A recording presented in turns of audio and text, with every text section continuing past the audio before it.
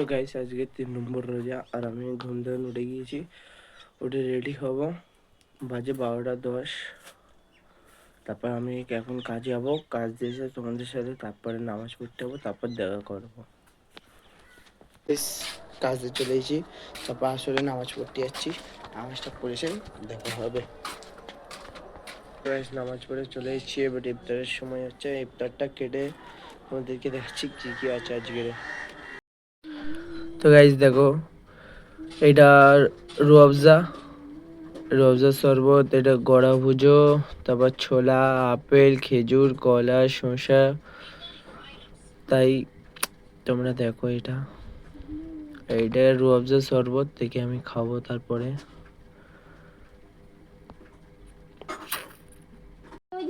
তো গাইস এটা ফিন্নিটা খেয়ে।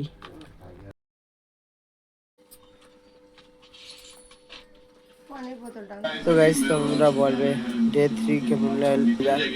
ভিডিও যদি ভালো লাগে তো লাইক সাবস্ক্রাইব করে দেবে।